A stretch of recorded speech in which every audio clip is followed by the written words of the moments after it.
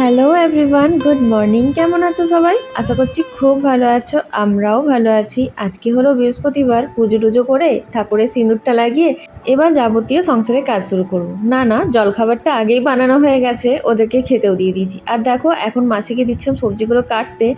এই যে এই ক্যাপসিকামটার মাঝখান থেকে ঠিক লঙ্কার মতো এই জিনিসটা বেরোলো। এরকম তো বেরোয়, কিন্তু একদম ঠিক লঙ্কার মতো। দেখো তোমাদেরকে ভেঙে দেখাচ্ছি। ব্যাস লঙ্কার মতো বীজগুলো নেই, আর গন্ধটা কিন্তু একদম ক্যাপসিকামের মতনই। সেটাই আমি ভাবলাম যে একটু তোমাদেরকেও দেখাই। আজকে ব্রেকফাস্টে কিন্তু খুব সিম্পল করে পাঁচফোড়ন দিয়ে, কাঁচা লঙ্কা, টমেটো দিয়ে আলু পেঁয়াজের একটা তরকারি বানিয়েছিলাম। আর এই যে সবজিটা দিয়েছিলাম মাসিকে কাটতে, সেটা কেটে দিয়ে গেছে। আজকে বানাবো একটু মিক্স ভেজ, তাই সব রকম সবজি কাটিয়ে নিয়েছি। অয়নামে আসলে মাছটা অত পছন্দ করে না, তাই ওর জন্য এই সবজিটা, আর আমার জন্য এরকম মাছ আগের থেকে বের করে রেখেছি। ছেলেও এক পিস নেবে অবশ্য ভাজা। আর এই হলো মাছের ঝোলে জোগাড়। আলু সেদ্ধ করে রেখেছি, টমেটোটা আমি কুচিয়ে নিয়েছিলাম। আর এখানে দেখো মাসি কাঁচা লঙ্কা, পেঁয়াজ, রসুন সব কুচিয়ে দিয়ে গেছে। আদাটা ভুলেই গেছি বের করে দিতে। আর চালটা দেখো ভিজে গেছে। এবার যাই ভাতটা চাপিয়ে দিই।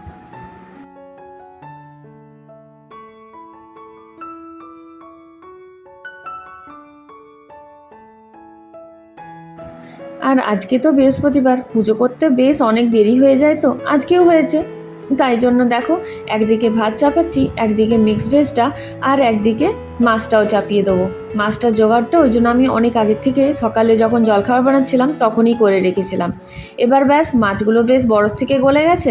এবার নুন হলুদ মাখিয়ে ভাজতে শুরু করে দেবো। ডাল তো আগের থেকে বানিয়েই রেখেছিলাম, কালকে ডালটা বানিয়েছিলাম, অনেকটা হয়েছিল, সেটা একটুখানি আছে, সেটা দিয়ে হয়ে যাবে। আজকে আর বানাবো না। অনেকেই ভাবতে পারো হয়তো যে এই বৃহস্পতিবারে মাছ কেন খাচ্ছি। অনেকে আবার জানো হয়তো যে স্ত্রীদেরকে মাছটা খেতে হয় বৃহস্পতিবারে।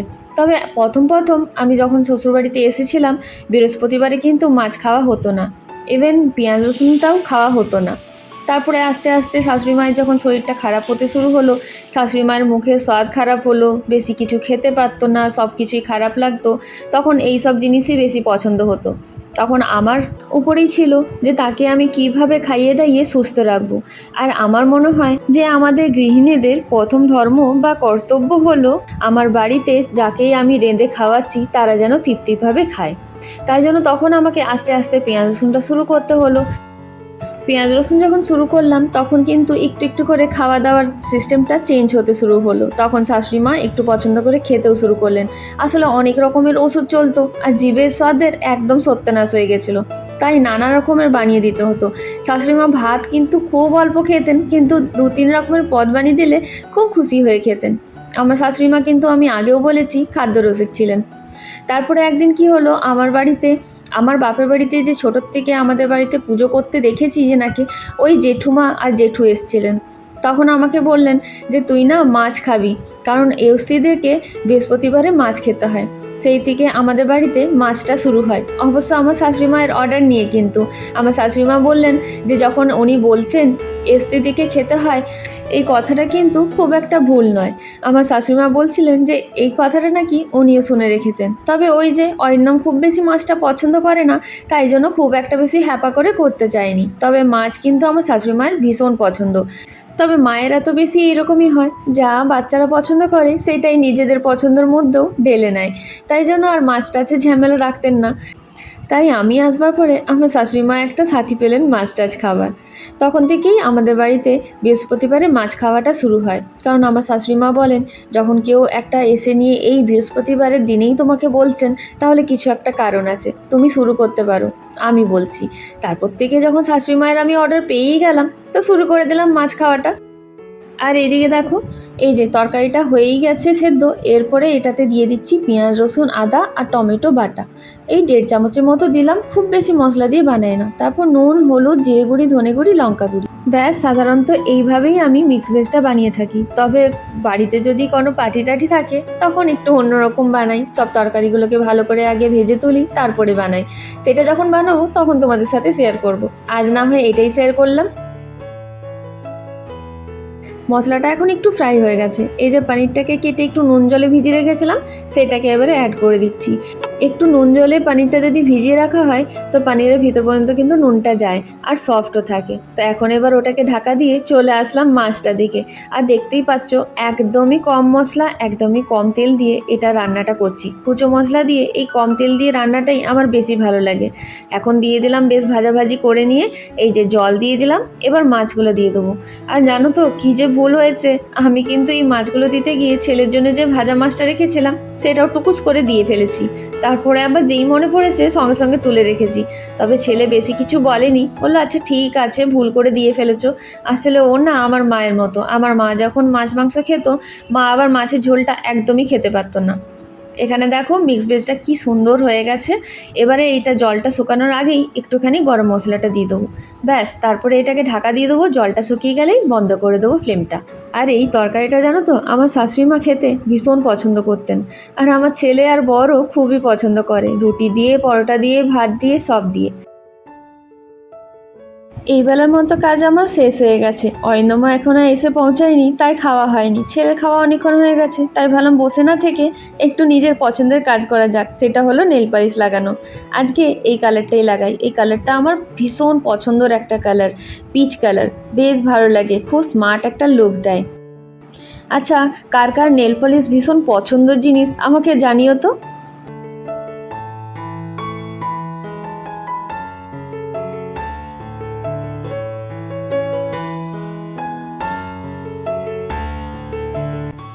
বাহ, কি সুন্দর বর্ষাকাল বল।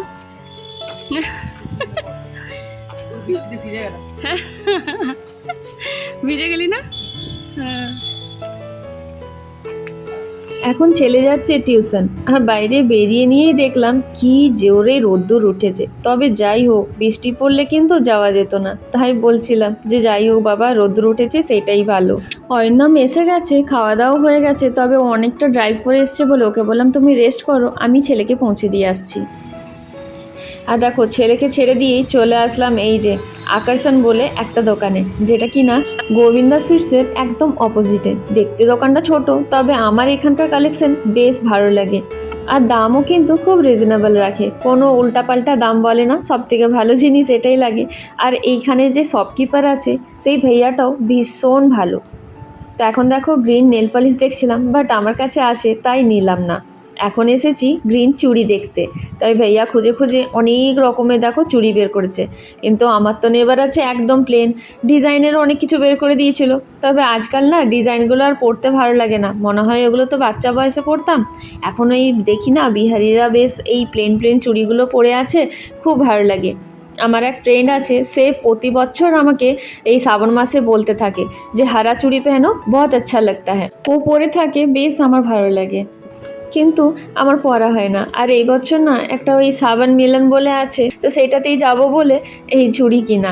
আসলে ওখানে বলে দিয়েছে সবুজ চুড়ি আর সবুজ শাড়ি একদম মাস্ট। এখানে দেখো অনেক রকমের ডিজাইনে বের করে দিয়েছিল, তবে আমার একটাও ভালো লাগেনি। তো আমি তো প্লেনই নিলাম। আর মায়েরও এক বাক্স নিয়েছি। মা কোনোদিনও চুড়ি পরতে আমি দেখিনি, তবে ওই যে সাবান মিলানে যাব সেটা একটা এক্সাইটমেন্ট লাগে। আমি পরবো, মাকে বললাম তোমারও নিয়ে যাব, বলেছে যখন পরো না, পরতে তো আর কিছু ক্ষতি নেই। তাই জন্য মায়ের আর আমার দুজনেরই কিনে নিলাম। দেখো তো কেমন লাগছে। আচ্ছা, পরে আবার ভালো করে দেখাবো। এখন দেখো এই লোটাসের নেল পলিশটা দেখলাম, টুকুস করে আমি কিন্তু নিয়ে নিয়েছি। নেল পলিশ দেখলে আমি আমাকে সামলাতেই পারি না। তো এই হলো আমার সমস্ত জিনিস, পরে দেখাচ্ছি। এখন এই যে আম একটু কেটে দিচ্ছি অরিন্দমকে। আজকে আমগুলো এনেছে, তাই অরিন্দম এখন বসে আছে আম খাবে বলে। খাওয়া দাওয়া কমপ্লিট করে একটু শুয়েছিল, এখন উঠে বসেছে, তাই ওকে আগে দিয়ে দিলাম। চলো এবার তোমাদেরকে জিনিসগুলো দেখানো যাক। নানা রকমের ক্লিপও কিনেছি, দেখেছো? এই একটা হোয়াইট কালারের খোপার কাটা কিনেছি। এগুলো বেশ ভালো লাগে আর খুব ইজিও হয় চুলটাকে তুলে রাখতে। আর এই ক্লিপটা না আমি আমার মায়ের জন্য কিনেছি। আর ওই যে বললাম লোটাসের এই নেল পলিশটা নিয়েছি। আচ্ছা বলবে তো এই কালারটা লোটাসের কে কে লাগিয়েছো? আমার মনে হয় যে যে লোটাস ইউজ করছো সবাই লাগিয়েছে, কারণ এই কালারটা লোটাসেই অ্যাভেলেবেল। অনেক কালার পেয়ে যাবে অনেক ব্র্যান্ডে, তবে এই রকম ফিনিশিং কোনোটাতেই পাবে না। তো এই যে বললাম না চুড়ি কিনলাম দুজনেরই, তো এই প্লেন চুড়িগুলো 2 প্যাকেট নিয়ে নিয়েছি, মায়ের আর আমার সাইজের। দুজনের সাইজ একটু আলাদা আছে, তাই জন্য 2 প্যাকেট নিয়েছি। না হলে তো 1 প্যাকেটেই হয়ে যেত, কত আর পরবো।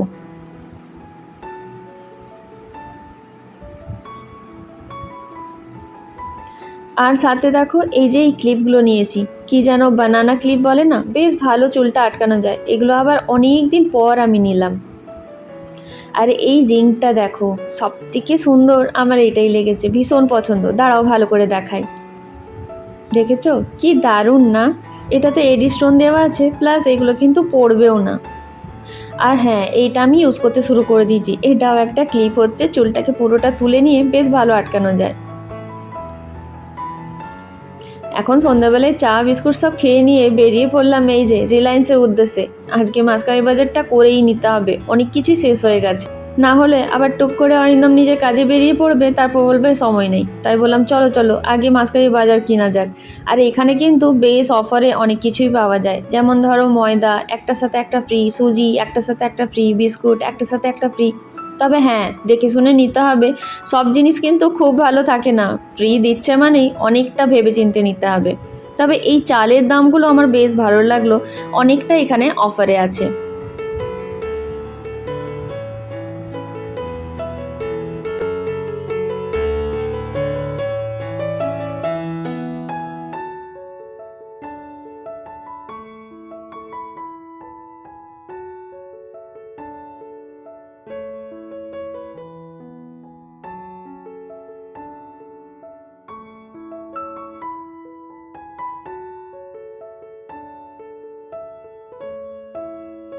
এখন ঢুকে গেছি গুডস অ্যান্ড ফুডসে। আসলে কি বলতো, রিলায়েন্সে দেখবে অনেক কিছু জিনিস বিশাল বড় বড় প্যাকেজে পাওয়া যায়, সেগুলো আমাদের দরকার থাকে না, কেন কিনতে যাব পয়সা দিয়ে। সেই জন্য এখানে চলে এসেছি। যেমন ধরো এই আমাদের শ্যাম্পুটা, আমার শ্যাম্পুটা ওখানে পাওয়া যাচ্ছে বিশাল বড়, 1200-1300 টাকা দাম। তো কেন নিতে যাবো ওটা? আর সব থেকে বেশি কি, এই চাল আর ডাল আমি কিন্তু গুডস অ্যান্ড ফুডস থেকে নিই। কি সুন্দর এই কৌটোর প্যাকেটটা, পুরো জানো 99-এ পাওয়া গেছে, দারুণ, 4টে আছে। তো দেখো এখানে সব প্যাকেটগুলো নামানো আছে, আর এইগুলো গুছিয়ে রাখার কাজ কিন্তু অরিন্দম সেনের, কারণ এটার দিকে আমি যাই না। এইভাবেই আমরা কাজগুলোকে ভাগ করে রেখেছি। এই রাশন গোটানোর কাজ চিরকালই অরিন্দমের। আর এদিকে একে দেখো, কাজ তো কিছু করছে না, একটা কোল্ড ড্রিঙ্ক নিয়ে খাচ্ছে। যাই হোক বাবা, আমি আমার জিনিসপত্র নিয়ে রুমে আসলাম। এই যে এখানে আছে কিছু কিছু আমার জিনিস, এখানে শ্যাম্পুগুলো রেখেছি, আর এটা হলো আমার নাইট ক্রিমটা। আর এই দেখো, আমি বললাম না শীট মাস্ক নিয়ে আসবো, তা আমি কিন্তু এইটাই ইউজ করি। আচ্ছা দেখো, আমি গ্রিন চুড়িগুলো একটু পরেছি, কেমন লাগছে? আমার তো বেশ ভালো লাগছে। আর এটা একটা নিয়েছি বডি স্প্রে, ইয়ার্ডলের রোজ ফ্লেভার। আর এটা পন্ডসের, আমি কোনোদিন ইউজ করিনি, এই ফার্স্ট টাইম ইউজ করে দেখবো। এটা হচ্ছে ফেস পাউডার। আর এটা হচ্ছে ওয়াওয়ের ভিটামিন সি এর একটা ফেসিয়াল কিট নিলাম।